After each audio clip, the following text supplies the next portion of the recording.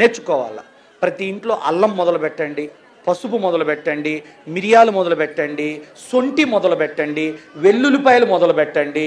మీ ఇంట్లోకి ఇంకొక మాట చెబుతా, లాస్ట్ భలే ఉంటుంది ఇది.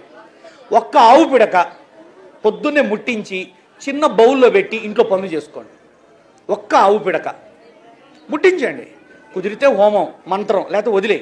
ఉత్త ఆవు పిడక స్నానం చేసిన వెంటనే దాన్ని రగిల్చి ముట్టించి ఒక చిన్న రాగి పాత్రలో పెట్టి ఒక మూల పెట్టి పిల్లలు పెద్దలు తగలకుండా మీరు మీ పనులు చేసుకోండి. మీ ఇంట్లో వాడే సెల్ ఫోన్ల రేడియేషన్ని, ఫ్రిడ్జుల రేడియేషన్ని,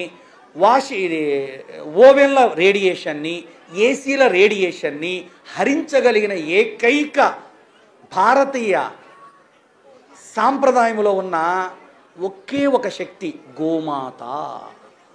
ఆ గోమాత ఎంత పవిత్రమైందంటే షణ్ముఖ శర్మ గారు చెబుతుంటే నేను విన్నానండి ఒకసారి. ఒక 10 గోవులు మీరు పెంచుతున్నారు అనుకోండి.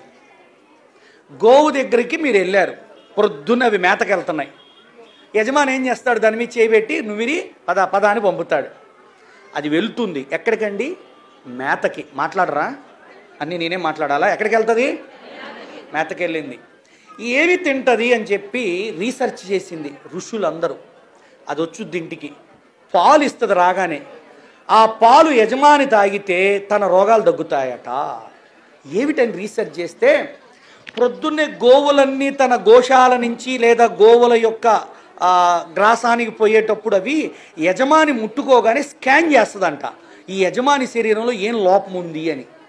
దానికి సంబంధించినటువంటి గడ్డిని ఆయుర్వేదం మొక్కలను తిని వచ్చి పాలగా మార్చుకొని ఆ పాలను మాత్రమే ఇస్తుందట గోమాత. బా బా బా బా బా ఏమండి, మన మనసు అర్థం చేసుకొని అన్నం పెట్టే భార్యే లేదు.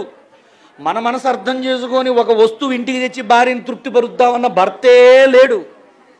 భార్య ఏమో నాకేమి ఇచ్చావు అడుగుద్ది, మొగుడేమో నువ్వు నాకేమి ఇచ్చావంటారు. ఈ లోపల పిల్లలు వచ్చి మీ ఇద్దరు మాకేమి ఇచ్చారంటున్నారు.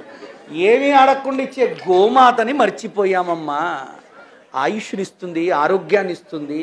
అలాంటి గోవునంట స్పృశించి అది పొద్దున్నే గడ్డి పెట్టి సాయంత్రం ఇచ్చే పాలన కనుక మీరు తాగగలిగితే మీ రోగాన్ని మాయం చేసి ఔషధ గుణ క్షీరం ఇస్తుందట.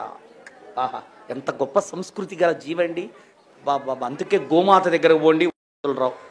గోవు పేడ అంటే మయము ఒక్క ఎండబెట్టి పిడకని రగల్చండి, ఆవుని వేసి ఒత్తిపెట్టి మీ ఇంట్లో ఏ దుష్ట శక్తులు రావు.